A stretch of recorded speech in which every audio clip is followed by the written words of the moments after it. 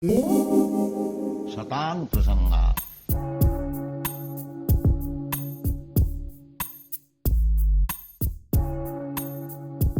Hare Krishna, dear devotees, and welcome to today's session. How are you doing? I pray that all is well with you and your loved ones at this time. So today we're moving on to the next letter, and it's a letter to Satswarupa Prabhu. So it goes as follows. Letter to Satswarupa, Delhi, 21st November 1971. And then Prabhupada writes the date in reverse. And then it starts. My dear Satswarupa, please accept my blessings. I have received your letter of November 7th, 1971, Xerox copy. So this is, 14 days, so it's 2 weeks after Prabhupada is replying to this letter. And he goes on to say, and have noted the contents carefully. I have sent under separate cover the initiation beads for Andrew Day, Martin Lewis and Jill Lewis, duly chanted on. So Prabhupada has just initiated these three devotees, Andrew Day, Martin Lewis and Jill Lewis. Their new names shall be Mathuresh, the Lord of Mathura, Raghavindu, the moon in the Raghu dynasty, and Vijaya Lakshmi, Dasi, respectively. I am happy to accept them as my sincere disciples. Now you give them all good advice how to push on this Krishna consciousness movement. So we can see when Prabhupada is giving initiation, one of the first things he's saying, inspire these new devotees to learn how to preach. And you can't preach if you haven't understood the philosophy. So you need to study Prabhupada's books, hear from other devotees. So all of these things are required. But you can see the missionary outreach spirit at that time. And Prabhupada was really motivating these devotees that please get involved in outreach work, in preaching. Prabhupada goes on to say here, let them know it for certain that something given to Krishna is never lost or wasted. Wow. So when you give something to Krishna, you may think you're losing it or it's been given away, but it's never lost. And just like we see two examples. One, the fruit sayer, the lady who brought the fruit to the village of Vrindavan. And she was from a neighboring village, but she would come just like they do in Vrindavan today. They come around. But she was carrying it, this fruit. And Krishna came and gave few, the whole sweet Leela. Krishna gave. By the time he reached her, he went and brought some grain, this little child. And she says, you go and see, ask your Maya for something.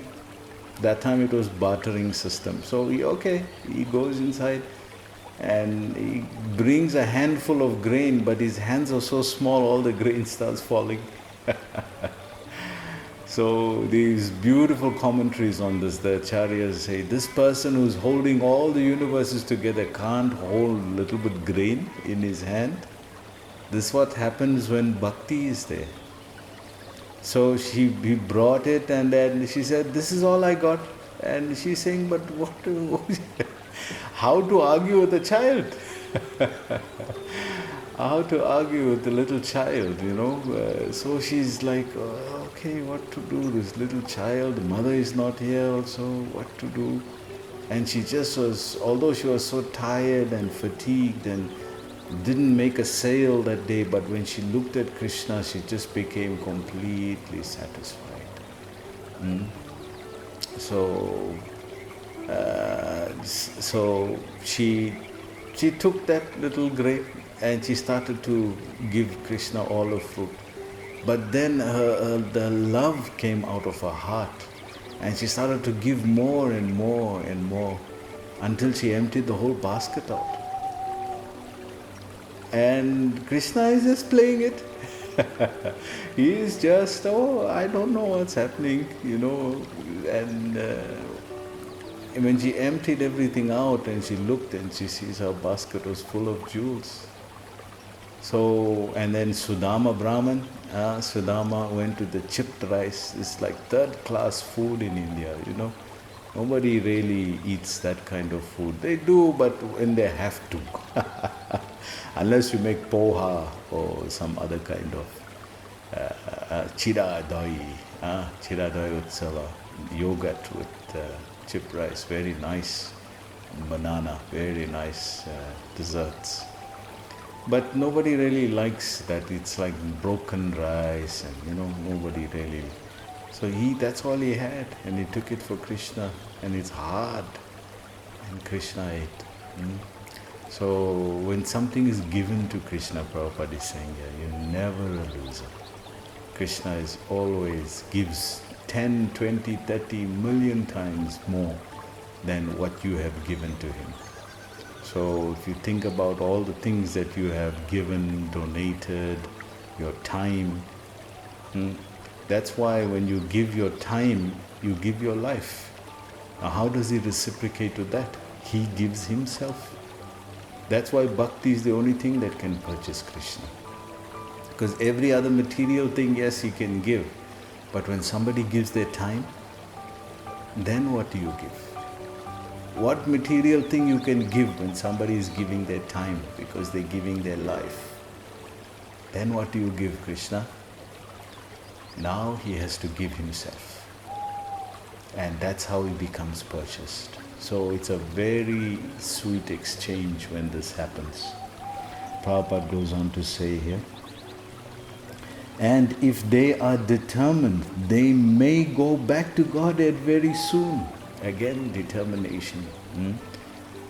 We see that although the chanting process is simple, and Krishna acknowledges that, satatam kirtayanto mam, that my devotees, they're always doing my kirtan. But how? Yetantascha drita vrata, with great determination. So this, although kirtan is simple thing, but determination is required. So this is Prabhupada is saying, you can go back to Godhead in this lifetime if you're determined. You may perform a Krishna conscious wedding ceremony for the married couple. So I couldn't figure out who was actually the couple. There's Martin, Jill and Andrew. So Martin and Jill have the same surname, Lewis, but they could be brother and sister. So I don't know, whether it's a maiden name has been changed to his surname, and therefore Lewis, and maybe they're the couple, or Martin Day, he's the other one, the odd one out, so maybe he's the husband, I'm not sure. But either way, Jill married one of the two devotees there. So Prabhupada is telling Satswarupa Maharaj to do the ceremony. He goes on to say, I am very much encouraged that the school building may be purchased in the near future. But one thing, how the $30,000 is to be paid, and where from you have got so much money? So Prabhupada is asking, hey, this is 1971. So where you got 30,000 US dollars from? That's a lot of money. How did you get that? And they're discussing the school project. Prabhupada goes on to say here, I am very much anxious to open schools for educating children of responsible leaders in our Krishna conscious way of life, especially also in India. If these leaders simply become a little convinced about the real purpose of human life, there is tremendous potency for improving the world. So Prabhupada, he would go to each of these big rich people or big families and say, give me one of your sons, I'll train him into bhakti, Krishna consciousness. And who will give, especially Indian families? But Prabhupada was very determined that if the leadership get because this is what Bhagavatam is. All the kings are giving their stories of how they practiced bhakti. So if the leadership gives yat yad acharati sheshtas tat tat evataro jana sayat pramana kurute lokas tat anuvartate. Whatever great men do, common men follow. And whatever acts they set by exemplary activity, the whole world pursues. So Prabhupada is saying that the leadership should take to Krishna consciousness. Then the world will follow very easily. Last night the topic of my lecture at our Delhi Pandal was the necessity for teaching Krishna consciousness in all our schools and colleges. So the Pandal program is going on in Delhi at this time. And Prabhupada was mentioning about teaching and preaching in schools and colleges. He says here, this is a revolutionary thought. So I was very inspired to do college preaching. That's one of the reasons why I would travel back to South Africa and travel to Nairobi as well to do and help in the college programs, because that's how I joined. Through the college outreach. So Krishna consciousness has enough intellectual capacity of very logical arguments and spirituality. So that impressed me a lot. And so I thought there must be other people out there who are also searching in this way. So therefore Prabhupada wanted these college, school and college programs. And for those who are doing it, you can see Prabhupada is very pleased by this. He says here, but we have seen that the practical outcome of so much hippies, one after another, what is the use of the skyscraper building if their sons will not maintain them? So Prabhupada is saying the modern society is just caught up in skyscrapers and big buildings, but all your children and sons are becoming hippies. So who's going to maintain those buildings? They're not interested in that anymore. They're interested in spirituality. Prabhupada goes on to say, the old system of the Gurukul should be received as the perfect example of a system designed to produce great men. So we see the Pandavas were trained in that way. We see the great kings, they would always have Brahmins training their children. Dronacharya training the Pandavas how to understand military science. So this was studied from the Dhanurveda, that which deals with military warfare. So they would use these great Brahmanas, would study it and then teach it to the Kshatriyas as teachers. So Prabhupada goes on to say, sober and responsible leaders who know what is the real welfare of the citizens. Just as in former days, all big personalities were trained in this way. So we can see Prabhupada is quoting from Mahabharata, Vashishta, Vishwamitra also in the Ramayana. So lots of examples of this. Now you have got the responsibility to inject this idea in your country. Please do it with a cool head. So Prabhupada said, think about it carefully, do it properly, do it with a cool head. And very soon we shall see the practical benefit for your countrymen. Yes, preaching is more important than managing. So Prabhupada, he says if you preach properly, then naturally management things will take care, because people are inspired by preaching. If there's outreach, naturally things will work, the engine, the system works better. Just because you are preaching nicely and distributing so much prasadam, the management will follow like a shadow, and Krishna will send you no end of help. So he's saying, I'm so pleased with so much prasad distribution. I was one of the devotees who started up the Queen's Bearer Food for Life team.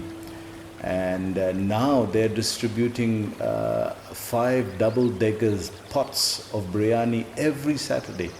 So I'm so pleased with their outreach. And On Mandela's Day, they did 10. That's 20 pots of biryani.